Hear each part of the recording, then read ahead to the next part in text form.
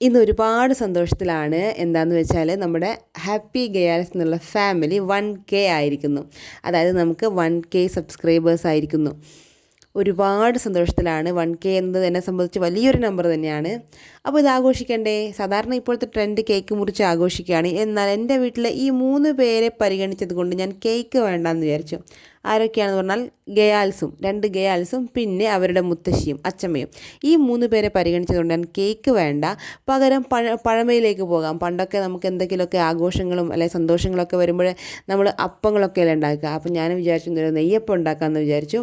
എനിക്ക് ഈ നെയ്യപ്പത്തിൻ്റെ പരിപാടിയൊന്നും അറിയില്ല, എങ്കിലും ഒന്ന് യൂട്യൂബ് നോക്കി ഒരു നെയ്യപ്പം ഉണ്ടാക്കാമെന്ന് വിചാരിച്ചു. മുന്നോട്ടും നിങ്ങളുടെ എല്ലാവരുടെയും സപ്പോർട്ട് വേണം. അപ്പോൾ ഇതുവരെ നമ്മുടെ ചാനൽ സബ്സ്ക്രൈബ് ചെയ്യാതെയാണ് ഈ വീഡിയോ ഒക്കെ കാണുന്നുണ്ടെങ്കിൽ വേഗം പോയി സബ്സ്ക്രൈബ് ചെയ്തിട്ട് നമ്മുടെ ഈ കുഞ്ഞു ഫാമിലിയിലേക്ക് അംഗമായിക്കോളൂ. അപ്പോൾ ഞാനിങ്ങനെ നെയ്യപ്പം ഉണ്ടാക്കിയെന്നല്ല, ഞാൻ യൂട്യൂബ് നോക്കിയാണ് നെയ്യപ്പം ഉണ്ടാക്കിയത്. അതിനായിട്ട് 4-5 മണിക്കൂർ കുതിർത്ത് വെച്ച അരി എടുത്തിട്ടുണ്ട്. പിന്നെ ആവശ്യത്തിനുള്ള ശർക്കര ഒരു അര ഗ്ലാസ് വെള്ളം ഒഴിച്ചിട്ട് പതപ്പിച്ചെടുത്തു. അതൊന്ന് അരിച്ച് തണുക്കാനായിട്ട് മാറ്റി വെച്ചു. എന്നിട്ട് തണുത്തതിന് ശേഷം ഈ പച്ചരിയിൽ ഒരു 6ഓളം ഏലക്കായ ഇട്ട് 2 ടേബിൾ സ്പൂൺ മൈദ ഇട്ട് പിന്നെ ഈ തണുത്ത ശർക്കരപ്പാനി അരിച്ച് ചേർത്ത് നന്നായൊന്ന് അരച്ചെടുത്തു. നന്നായല്ല, തരിയോടുകൂടി അരച്ചെടുത്തു. കാരണം തരിയോടുകൂടി അരക്കാനാണ് പറയുന്നത്.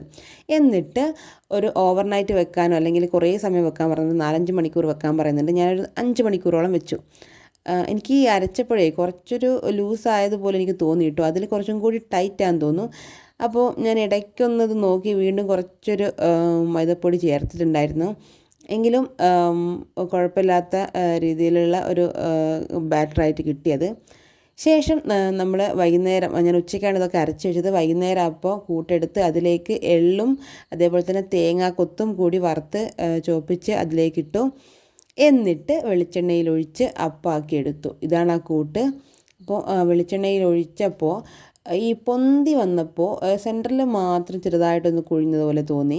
എന്നാലും കുഴപ്പമൊന്നും ഉണ്ടായിരുന്നില്ല, നല്ല ടേസ്റ്റ് ഉണ്ടായിരുന്നു കേട്ടോ. അങ്ങനെ നെയ്യപ്പം ഉണ്ടാക്കി ഞങ്ങളെല്ലാവരും കഴിച്ചു. അപ്പോൾ ഈ ഒരു സന്തോഷത്തിന് കാരണം നിങ്ങളാണ്. അപ്പോൾ എല്ലാവരോടും ഒരുപാട് നന്ദി പറയുകയാണ്. ഇനിയും എല്ലാവരും ഇതുപോലെ തന്നെ സപ്പോർട്ട് ചെയ്ത് കൂടെ ഉണ്ടാവണമെന്നും കൂടി ആഗ്രഹിക്കുകയാണ്. അപ്പോൾ ശരി.